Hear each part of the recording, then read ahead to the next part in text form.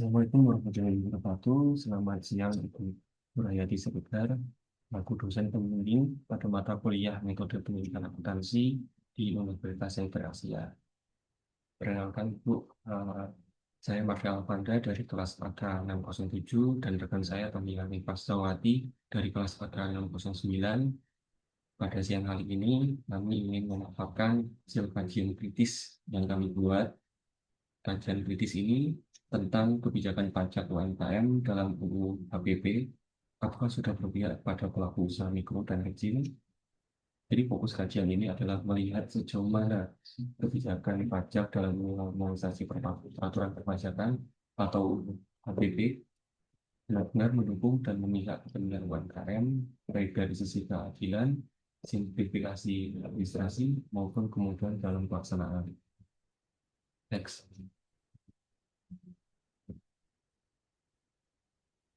Dalam daftar isi presentasi kali ini, yang pertama adalah pendahuluan. Kami akan menjelaskan latar belakang dan rumusan masalah pada sesi pendahuluan. Lalu yang kedua adalah kajian pustaka, memaparkan teori-teori penting yang menjadi dasar analisis kami. Yang ketiga adalah metodologi penulisan, menjelaskan pendekatan dan penelitian yang digunakan. Lalu yang keempat adalah pembahasan berisi hasil analisis kebijakan pajak UMKM sebelum dan sesudah UU HPP. Lalu yang kelima adalah penutup yang menyimpulkan temuan kami dan memberikan saran kebijakan. Next. Pada sesi pertama adalah sesi pendahuluan. Ada latar belakang yang kami ambil. Yang pertama ada pentingnya UMKM dalam perekonomian nasional. UMKM sendiri memiliki peran penting dalam ekonomi Indonesia, berkontribusi signifikan terhadap PDB dan tenaga kerja dengan hampir 60% dari total PDB.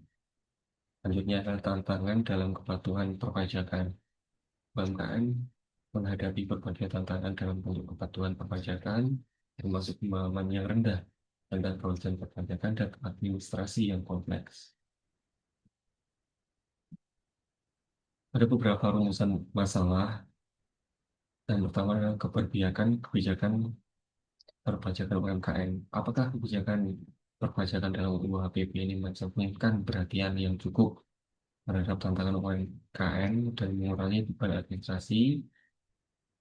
Ada juga persepsi pelaku UMKM terhadap kebijakan, bagaimana respon dan persepsi pelaku UMKM terhadap kebijakan perpajakan, dan apakah ada dukungan atau ketidakpuasan. Lalu yang terakhir adalah kesenjangan antara kebijakan dan realitas.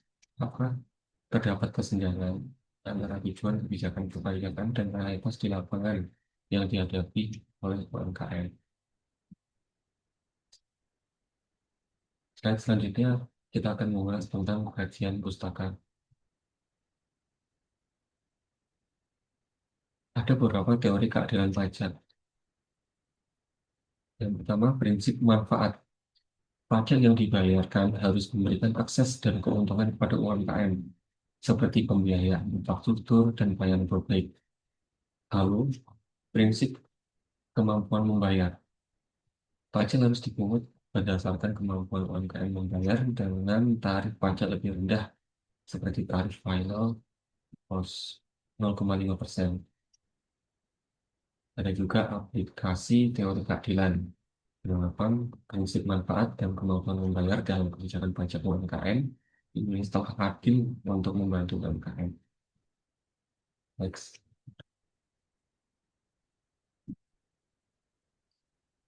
Prinsip simplifikasi sistem perpajakan.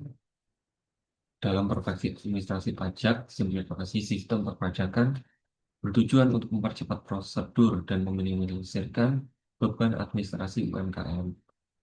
Kemudian pelaporan, digitalisasi melalui filing dan invoice, memudahkan UMKM dalam pelaporan kerja perpajakan legal. Yang terakhir, informasi digital. Informasi digital sendiri dalam akun perpajakan meningkatkan efisiensi dan transparansi melalui e-filing dan e-invoice.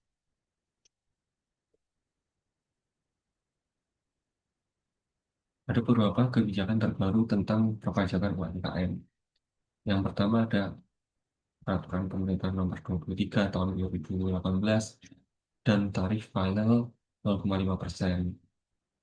Dalam PP Nomor 23 Tahun 2018 ini menetapkan tarif final 0,5% untuk UMKM dengan omset tertentu, di mana memudahkan akses wajib perpajakan.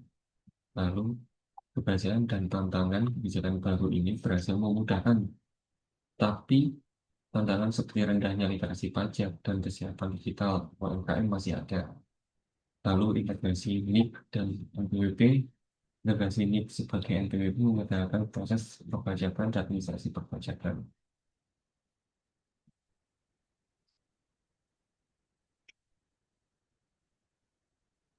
Yang ketiga, kita masuk metodologi penulisan. Ada beberapa jenis dan pendekatan penelitian, yaitu pendekatan kualitatif deskriptif.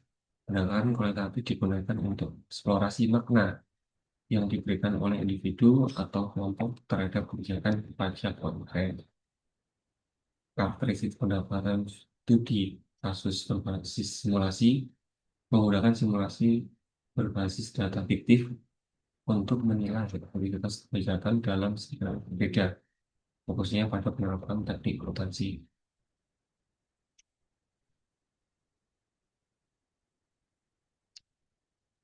Lokasi dan objek penelitian yang kami ambil adalah sumber dan jenis data penelitian mengandalkan data sekunder dari dokumen umum, literasi ilmiah, laporan resmi, dan sumber dari kredibel. Teknik pengumpulan data sendiri mencakup studi dokumen, literatur review, dan analisis konten dan untuk mengidentifikasikan dan mengakibatkan data terkait tema tertentu.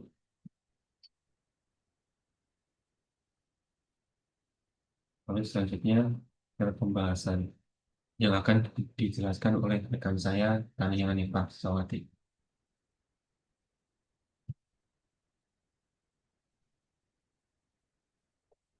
Baik, masuk ke pembagian pembahasan, kami ingin memaparkan bagaimana kebijakan pajak UMKM berubah sebelum dan sesudah UU HPP. Sebelumnya, pa- pajak UMKM itu diatur lewat PP nomor 46 tahun 2013 yang mengenakan tarif PPh final sebesar 1% untuk omset yang mencapai 4,8 miliar. Namun banyak UMKM yang merasa tarif ini cukup berat, apalagi bagi yang margin labanya kecil. Kemudian muncul PP nomor 23 tahun 2018 yang menurunkan tarif menjadi 0,5%. Sebagai wujud keberpihakan fiskal, kebijakan ini dilanjutkan dalam UU HPP yang membawa inovasi lain seperti pembebasan PPh final 0,5% untuk omset hingga 500 juta dan penguatan penggunaan digitalisasi perpajakan termasuk integrasi NIK sebagai NPWP.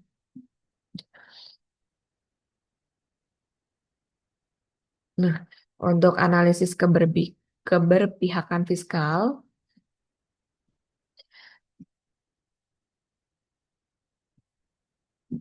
dalam teori perpajakan kita mengenal ada dua prinsip keadilan, yaitu vertical equity dan horizontal equity. Vertical equity artinya pihak yang lebih mampu secara ekonomi harus membayar pajak lebih banyak. Penurunan tarif PPh final dari 1% ke 0,5% adalah bentuk keberpihakan vertikal kepada UMKM dengan kemampuan ekonomi lebih kecil. Lalu untuk horizontal equity artinya pelaku usaha dengan kondisi ekonomi yang sama harus dikenakan pajak yang sama. Nah, kebijakan tarif 0,5% ini juga dianggap adil secara horizontal karena semua UMKM dengan omset serupa membayar tarif yang sama. Nah, mana evaluasi kritis implementasi dalam kebijakan ini, meskipun ada kemajuan, penerapan di lapangan menghadapi tantangan seperti rendahnya literasi, perpajakan, dan kesiapan digital. Untuk evaluasi NIK sebagai NPWP dan digitalisasi, Penggantian NPWP menjadi NIK. Integrasi ini bertujuan menyederhanakan administrasi perpajakan, namun tantangan ada pada pelaksanaan dan penerimaan di kalangan UMKM. Lalu yang kedua, kesiapan digital dan literasi perpajakan. Rendahnya literasi digital dan perpajakan menghambat efektivitas kebijakan digitalisasi perpajakan, memerlukan sosialisasi lebih lanjut.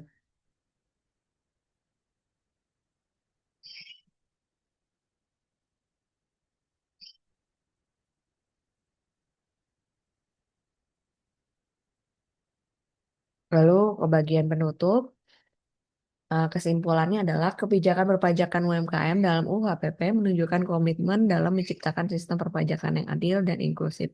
Namun masih ada celah dalam implementasi karena rendahnya literasi perpajakan dan infrastruktur digital. Saran dari kami perlu upaya strategis termasuk sosialisasi perpajakan, layanan konsultasi perpajakan berbasis komunitas, evaluasi berkala kebijakan tarif final, dan penguatan infrastruktur digital untuk mengurangi kesenjangan dan meningkatkan kepatuhan pajak UMKM. Sekian presentasi dari kelompok kami. Kami mengucapkan terima kasih atas partisipasi dan atas waktu yang diberikan. Eh, saya Tania Hanifah Setiawati dan rekan saya Marda Alfanda pamit undur diri. Wassalamualaikum warahmatullahi wabarakatuh.